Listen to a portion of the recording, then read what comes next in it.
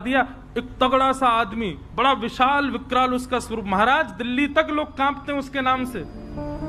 हरवंश महाप्रभु बोले क्या नाम है उसका? बोले नरवाहन। बोले अच्छा नरवाहन नाम तो जानते थे महाप्रभु जी भी? बोले बड़ा डकैत है। बोले महाराज उसने जैसे ही आपका नाम सुना नतमस्तक हो गया, राधा वल्लभ जी का नाम सुना रुदन करने लगा, चरणों में गिर करके खूब उसने प्रार्थना करी।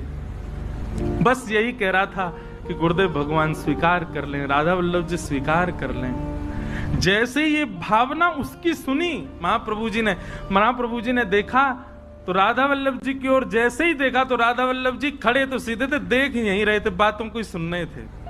और जैसे ही महाप्रभु जी ने देखा उन्होंने तुरंत अपनी नजर सीधी कर ली। महाप्रभु जी समझ गए, ओहो इनको कृपा करनी है। वाह जय जय, बड़ी कृपा आपकी है। एक डकैत को ऐसी दृष्टि डाली कि वो पूरा बदल गया, सब उसकी स्वीकार। ठीक है, महाप्रभु जी ने भी भाव बनाया, आएगा तो अब उसको दीक्षा दे देंगे हम। नरवाहन बहुत मनी मन विचार करता कैसे जाऊं, लेकिन आज उसने थोड़ा साहस किया कि एक बार चल के ऊंची ठौर पर दर्शन तो करूं। कैसे हैं ठाकुर जी? पहुंच गया। जैसे ही गया महाराज लता कुंजों के बीच में श्री राधा वल्लभ जी का दर्शन किया। राधा वल्लभ जी का दर्शन करके आनंद निमग्न नेत्रों से अविरल अश्रुधार गिरने लगी, आनंदित हो गया।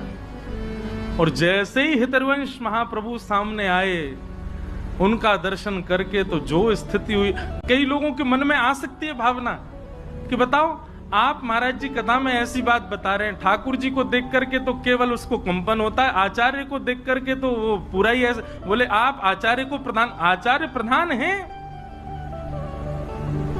क्योंकि आपके लिए वो भगवान और वो केवल आचार्य हैं, पर जिसके साथ ये घटना घट रही है उसके लिए ठाकुर जी भगवान है, ठाकुर जी स्थिर ठाकुर जी हैं, स्थूल ठाकुर जी हैं, पर आचार्य उसके लिए चलते फिरते राधा वल्लभ हैं।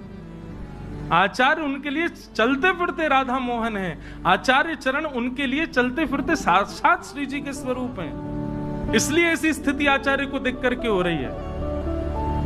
वहां मानव बुद्धि मत रखिए।